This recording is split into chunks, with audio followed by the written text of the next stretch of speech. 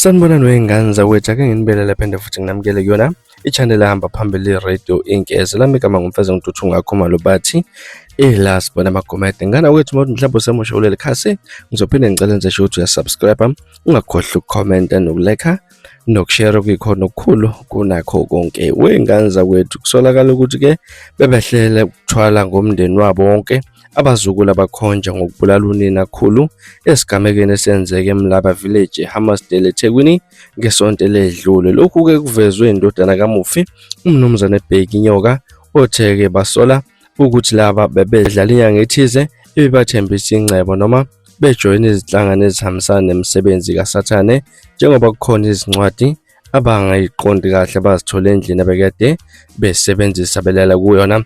Isidumbu sikaNkosazana Sahara Grace Mnguni obeneminyaka engu-78 sithole sidendelezile egumbini lakhe lokulala ngoLwesibili ngesonto eledlule.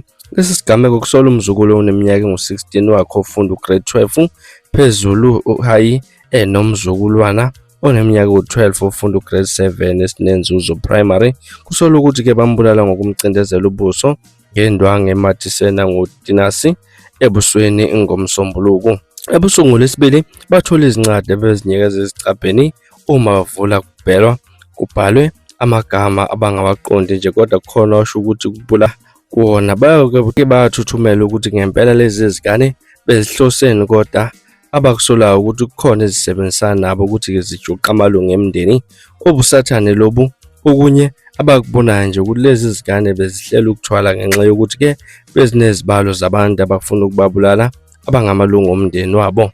Uthe-ke abakufunayo manje ukuthi kubuye imiphumela yokuhlola kwesidumbu bese kuboshwa abasolwa, yize kuthiwa basebancane njengomndeni bafuna bahlale ejele. Laba omunye umakhelwane ubatshela ukuthi lezi zingane bezingalali ebusuku zenza izinto ezingaqondakali lapha egcekeni.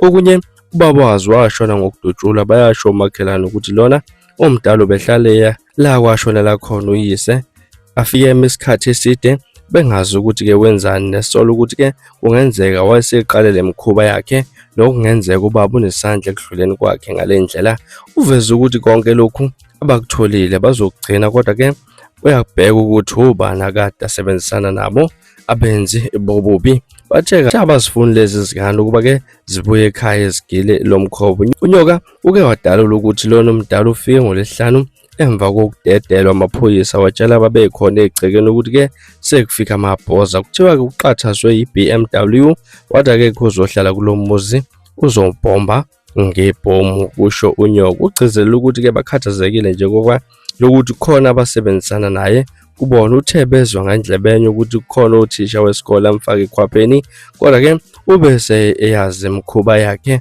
Waveza ukuthi ukuphutshuka iphepha elinohlu labantu ababethi bazobabulala kulona bekade kuhamba phambili igama likaMufi, kuze elikaNyoka kube elikamakhelwane kanye namanye amaningi.